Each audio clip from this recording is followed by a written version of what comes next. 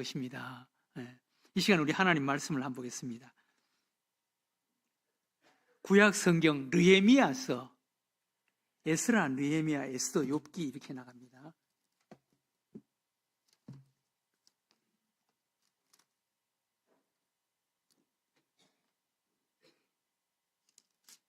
느헤미야, 제가 가지고 있는 성경 느헤미야 3장 1절에서 10절, 제가 가지고 있는 성경은 구약 성경 728페이지 3장 1절에서 10절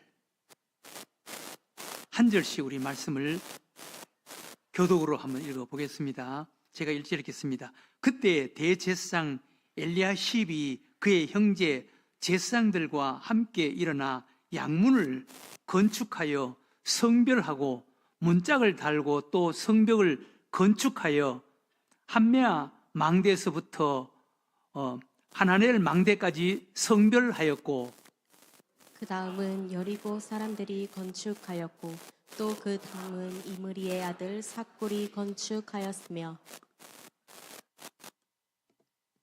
어무는 하스나의 자손들이 건축하여 그 들보를 얹고 문짝을 달고 자물쇠와 빗장을 갖추었고, 그 다음은 하코스의 손자 우리야의 아들 무레못이 중수하였고 그 다음은 무세사발의 손자 메레가야의 아들 무슬람이 중수하였고 그 다음은 바나의 아들 사독이 중수하였고 그 다음은 드고아 사람이 중수하였으나 그 귀족들은 그들의 주인들의 공사를 분담하지 아니하였으며, 옛 문은 바스야의 아들 요야다와 부소드의 아들 무술라에 중수하여 그 들보를 얻고 문짝을 달고 자물쇠와 빗장을 갖추었고, 그 다음은 기브온 사람 블라다와 메로노 사람 야돈이 강서쪽 총독의 관할에 속한 기브온 사람들 및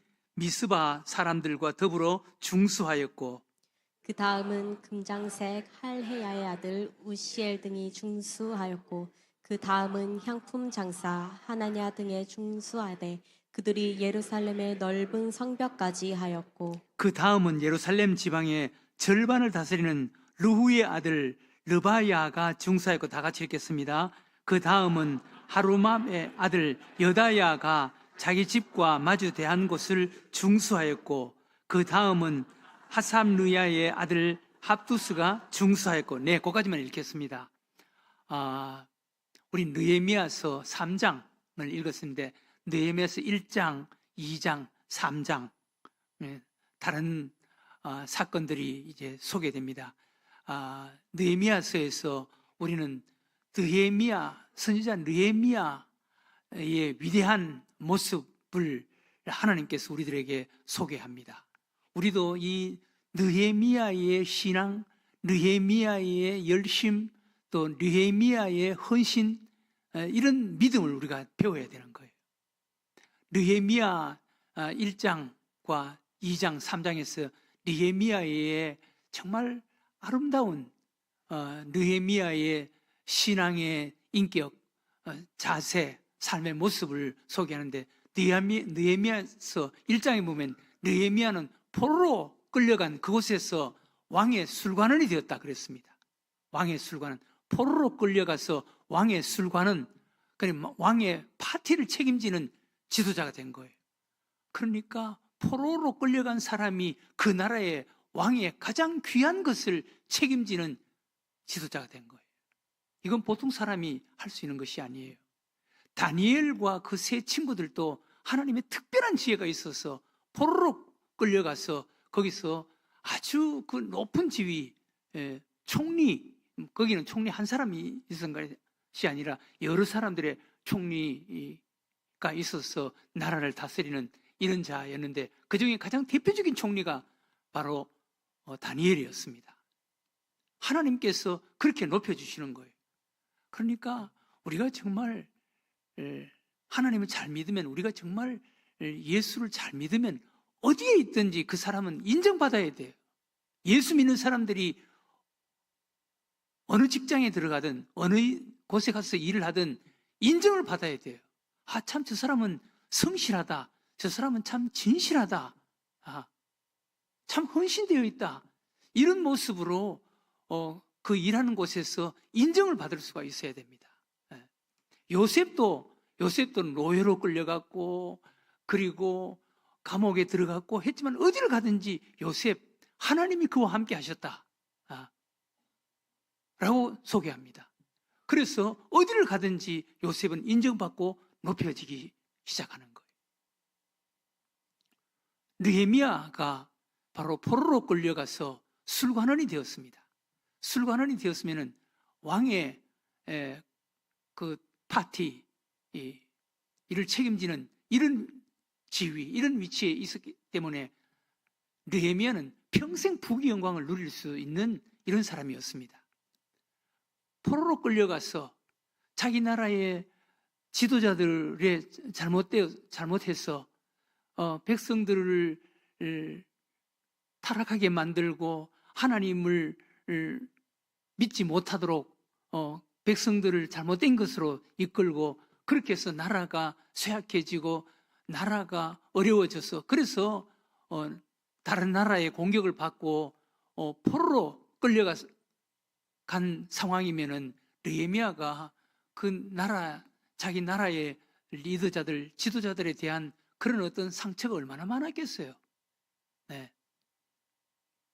그런데도 불구하고 이 느헤미야서 1장에 보면은 느헤미야는 그가 포로로 끌려가서 술관원이 되어 있지만 그는 몸은 부귀 영광을 누릴 수 있는 그런 환경 속에 몸은 거기에 던져져 있지만 마음은 항상 예루살렘에 가 있습니다. 예루살렘 성전에 가 있습니다. 하나님께로 가 있는 거예요. 그래서 느헤미야가 위대한 사람입니다. 그는 현실 속에서는 왕의 포로로 끌려온 그 나라 왕의 술관은 거기서 몸은 거기서 일을 하지만 그 마음은 그 영혼은 항상 예루살렘 하나님께로 가 있는 거예요. 그래서 어느 날 예루살렘에서 온 사람들이 또 포로로 많이 끌려왔는데 그 사람들에게 물어봤습니다. 지금 예루살렘 상황이 어떠냐? 예루살렘 성전은 어떻고 또 예루살렘에 생활하고 있는 사람들은 지금 어떻게 생활하느냐? 그러니까 그 사람들이 이야기를 하는데 기가 막히는 거예요.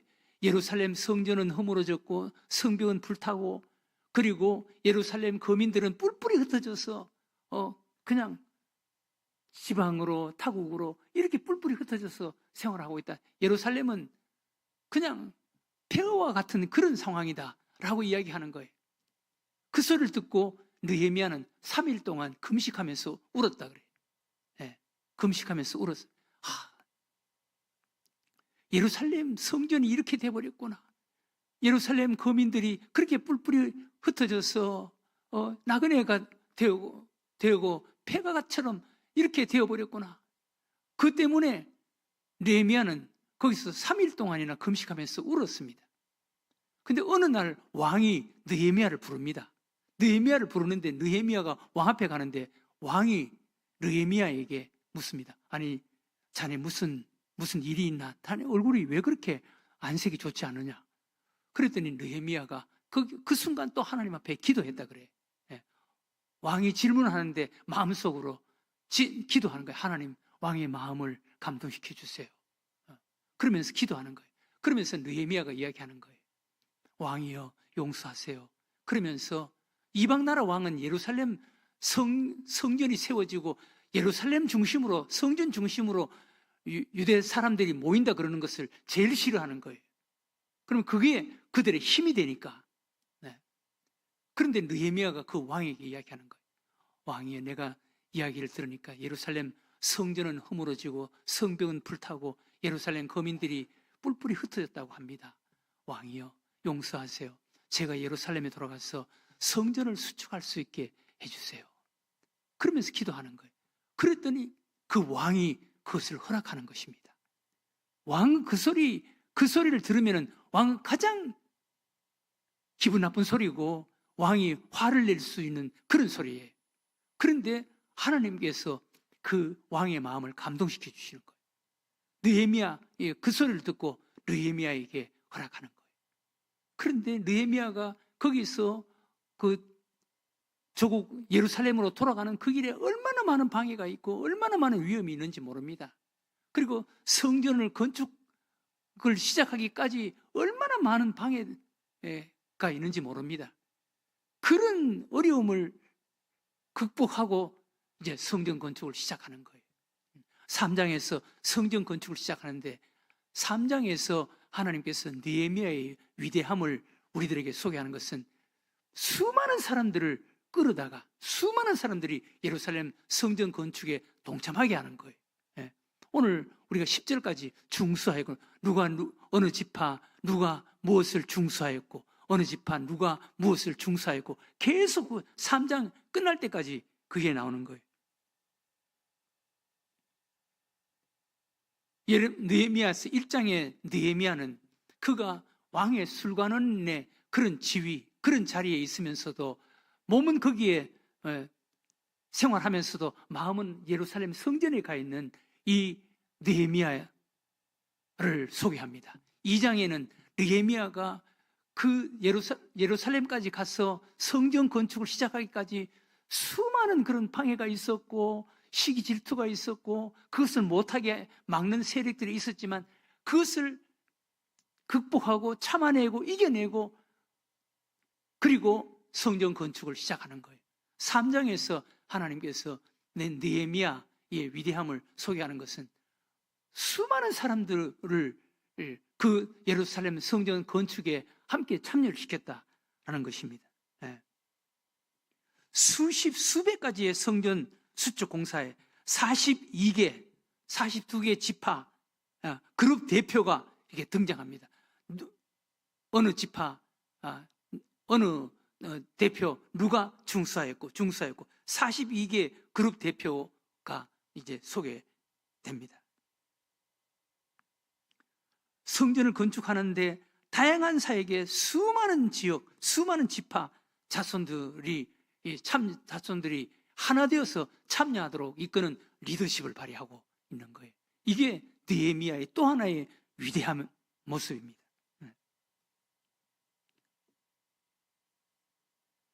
우리 늘샘교회도 성전을 건축했는데 땅을 파는 데서부터 완공될 때까지 수십 개의 전문 업체들이 필요한 것을 보았습니다. 예루살렘 성전에 비하면 아주 작은 건물이지만 우리 늘샘교회는 작은 건물이지만 건축을 하는데 많은 다양한 그런 전문가, 업체, 일꾼들이 필요한 것을 볼 수가 있습니다. 그 일을 건축회사,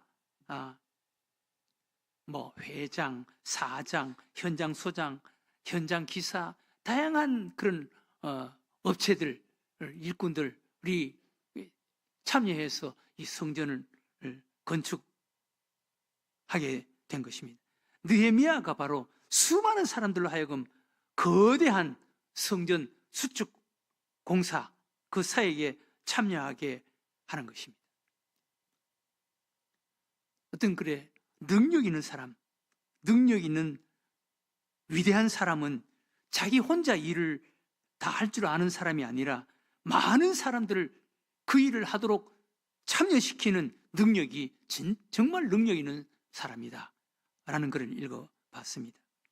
크리스티안 슈바르츠라는 사람은 그 책 자연적 교회 성장이라는 책에서 건강한 교회에 꼭 필요한 8가지 성장의 요소가 있는데 그 가운데 첫 번째가 사역자를 세우는 교회, 사역자를 세우는 지도력을 꼽았습니다. 그것이 교회 성장의 가장 중요한 리더십이라는 것입니다.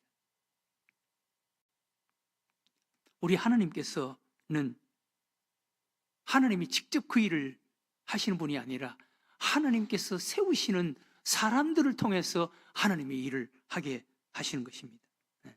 하나님은 지금까지 수많은 선지자 또 종들, 하나님의 사람들을 불러서 하나님께서 적재적소 거기에 필요한 그 일을 하나님께서 그를 붙잡아서 하나님이 그를 통해서 일하시는 것입니다. 모세를 부르셔서 함께 일하게 함께 일하시고 여호사를 부르시고, 그리고 또 모세, 여호수아가 그 많은 사람들을 가나안 땅까지 데리고 가는데 10부장, 50부장, 100부장, 1000부장을 세우고 다양한 일꾼들, 다양한 은사와 달란트를 가진 자들을 하나님께서 그들을 세워서 일하게 하시고 그 많은 사람들을 가나안 땅까지 이끌어 가는 것을 볼 수가 있습니다. 우리 예수님도 이 땅에 오셔서 하신 첫 번째 사역은 일꾼을 세우는 거예요. 예수님의 제자들을 세워서 3년 동안 제자들을 가르치고 훈련시키는 일을 하신 거예요. 그리고 가르치고 훈련시켜서 세워서 그들로 하여금 교회를 세우게 만드는 거예요. 그리고 예수님께서 그들에게 명령하시는 거예요. 가서 제자 삼아라. 제자를 세워라. 그들을 통해서 또 일하게 해라. 그들을 통해서 교회를 세우게 해라. 사실 제자들이 나가서 교회를 세우고 복음을 전하고 또 봉사하고 일하는 것이지, 예수님이 계실 때도 따라다녔던 군중들이 일한 것이 아니에요. 군중들은 자기 뜻과 조금 맞지 않으면 우르르 다 돌아가는 거예요. 다 떠나가는 것입니다. 예수님께서 12명의 제자들을 불러서 제자들을 훈련시킨 거예요. 그 12명 가운데서도 가룟 유다는 제 길로 가버렸습니다. 예수님도 12명 가운데 한 명이 제 길로 가버리는 이런 일이 있었는데, 저 같은 사람이 수백 명 가운데 떠나가는 사람 어떻게 제가 감당하겠습니까? 우리 예수님도 12명 중에 한 명이 가룟 유다가 나왔는데, 제가 모든 성도가 한 사람같이 헌신하고 믿음 좋고 교회를 사랑하고, 그거는 욕심이죠. 어느 교회도 그런 사람 없습니다. 여러분, 대한민국의 사랑의 교회 옥하는 목사님, 대한민국에서는 아마 3번째 안에 들어가는 훌륭한 목사님이실 거예요. 그런 목사님도 사랑의 교회도요, 얼마나 문제가 많았는지 모릅니다. 사람들이 모이는 곳에 문제 없는 교회가 어디 있겠습니까, 세상에. 훈련시켜야 되는 거예요. 가르치고 양육하고 훈련시켜서 예수님을 배우고 닮은 예수님의 제자로 만들어야 되는 거예요. 네.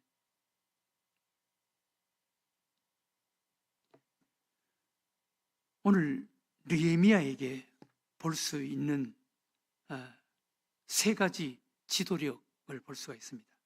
첫 번째는 목표가 분명한 지도자가 됐다. 목표가 분명해야 돼요. 네. 느헤미야는 비록 몸은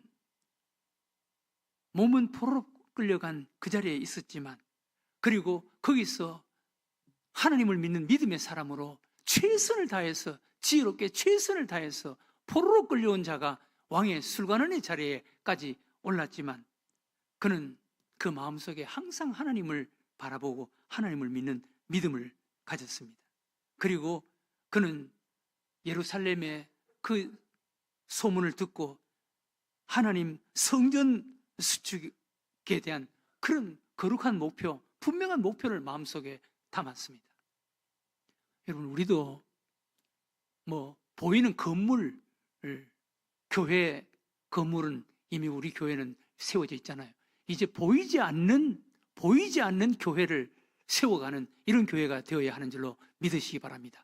사람 교회를, 건강한 아름다운 사람 교회를 세워가야 되는 거예요.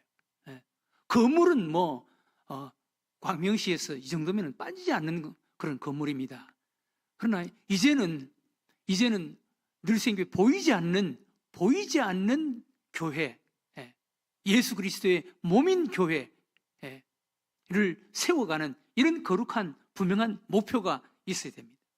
느헤미야는 목표가 분명한 지도자였다라고 소개합니다. 두 번째, 느헤미야는 열정과 소신이 있었습니다. 열정과 소신. 리더자는 열정과 소신이 있어야 돼요. 목표가 분명하다면 그 목표를 향해서 생명 걸고 달려갈 수 있는 이런 지도자가 되어야 됩니다. 사도 바울도 나는 내 생명을 조금도 귀한 것으로 여기지 않는다. 환난과 결박이 내 앞에 있다 하지만 예루살렘으로 가서 하나님의 뜻을 이루는 그 일을 위해서는 나의 생명을 조금도 귀한 것으로 여기지 않는다 라고 고백하면서 죽음이 기다리고 있는 예루살렘으로 걸어가는 것을 볼 수가 있습니다. 우리 예수님도 십자가에 못 박히 우리 사람을 위해서, 인간을 위해서 십자가에서 죄값을 치르는 그 죽음, 그 목표를 향해서 이 땅에 오셨고, 그리고 3년 동안 사역하셨고, 그리고 마침내 때가 되니까 예루살렘에 가셔서 예수님께서는 십자가에 못 박혀 죽으시는 것을 볼 수가 있습니다. 열정과 소신이 있어야 돼요. 네. 열정과 소신, 거룩한 열정과 소신이 있는 지도자가 무언가를 할 수가 있다는 것입니다. 그 다음 오늘 우리가 읽은 말씀에 느헤미야를 통해서 배울 수 있는 리더십, 지도력은 사역자를 훈련시켜서 그 사역을 분담하고 위탁시키는 지도자. 네. 훈련시켜서 사역을 분담하고 위탁시키는 지도자.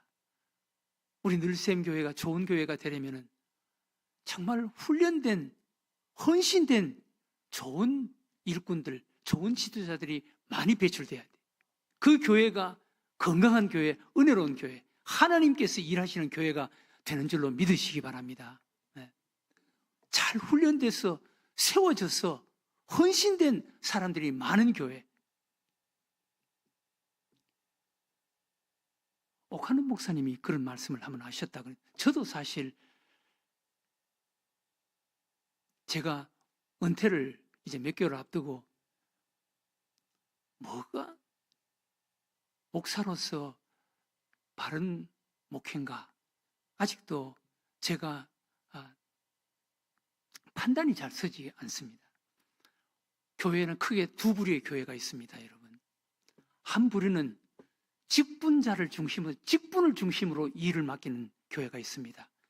장로 세우고 장로는 이런 일을 해야 돼. 안수집사는 이런 일을 해야 돼.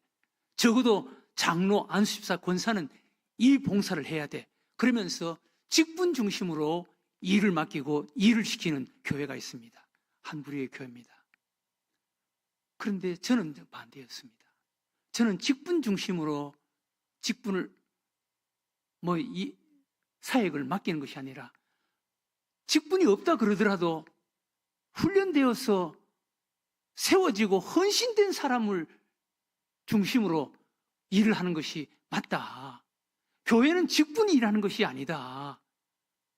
훈련되고 세워지고 헌신된 예수님의 제자를 통해서 교회가 일하는 것이다. 저는 그 목회관을 가지고 지금까지 교회를 해왔습니다.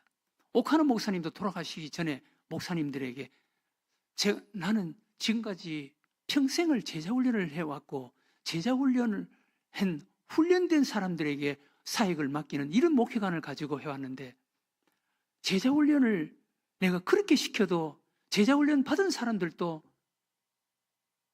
제자가 안 되더라. 그래서 이게 제자훈련, 이게 정말 바른 목회관인가? 어떨 때는 회의가 될 때가 있더라.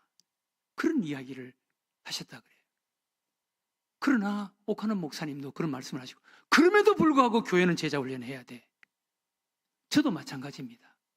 저도 저에게 상처를 주고 뒤에서 돌을 던진 사람들이 다 저에게 제자훈련을 받은 사람들입니다. 그럼에도 불구하고 교회는 제자훈련을 해야 하는 줄로 믿으시기 바랍니다. 그럼에도 불구하고 교회는 제자훈련을 해야 돼. 제자훈련해서 가르치고 양육하고 훈련시키고 헌신된 사람들을 통해서 일을 하는 것이 교회인 줄로 믿으시기 바랍니다. 예수님께서 바로 그 일을 하신 거예요. 네. 그래서 저는 그런 이야기를 많이 들어봤습니다. 아니, 장로님인데 그 일을 안 시켜? 장로님인데 그런 일을 안 시켜? 그런 이야기 제가 많이 들었습니다. 그러나 제 마음속에는 장로가 일을 하는 것이 아니라 양육받고 훈련받아서 예수님의 제자가 된 헌신된 사람이 일을 하는 거야. 나는 지금까지도 그것이 제 목회관입니다. 그런데 제자 훈련 받았다고 해서 다 제자가 되는 것은 아니더라고요. 그러나 제가 제자훈련, 사회훈련을 그렇게 했지만 30년 동안 해왔지만 제자훈련 한 사람들에게 상처를 많이 받았지만 그럼에도 불구하고 교회는 제자훈련하는 교회가 돼야 되는 거예요. 예수님도 가룟 유다가 있었습니다. 그것을 생각하면서 제가 위로를 받아야 되는 거예요. 그럼에도 불구하고 제자훈련을 해야 되는 거예요. 사랑하는 우리 늘생교회 교우 여러분, 여러분들은 끊임없이 예수님을 배우고 예수님을 닮아가는 작은 제자가 됐어요. 작은 예수님의 제자가 됐어요. 그것이 신앙생활입니다. 신앙생활입니다. 그렇게 돼보세요. 달라진다니까, 인생 달라진다니까요. 제가 지금보다 더 예수님을 가깝게 닮은 제자가 됐다면 저는 지금보다 더 다른 삶을 살고 있을 거예요. 더 다른 목회를 하고 있을 거예요. 여러분들도 마찬가지예요. 여러분들도 예수님을 더 배우고 닮아서 예수님 가까운 제자가 한번 돼보세요. 여러분들의 인생 달라질걸요? 예수님이 여러분들을 통해서 일하시는 영역이 달라질걸요? 그게 믿음의 축복 아니겠습니까? 오늘 느헤미야는 목표가 분명한 지도자, 열정과 소신이 있는 지도자, 그리고 훈련시켜서 사역을 분담하고 위탁시키는 지도자. 느헤미야를 통해서 하나님께서는 그것을 우리들에게 소개해 주는 것입니다. 늘생교회 교우 여러분, 여러분들은 교회 열심히 섬기세요. 봉사하세요. 정말 겸손하게 봉사해 보세요. 그 가운데 오늘 아침 설교처럼 예수님의 DNA가 여러분들의 가정, 여러분들의 인생 속에 반드시 있을 것입니다.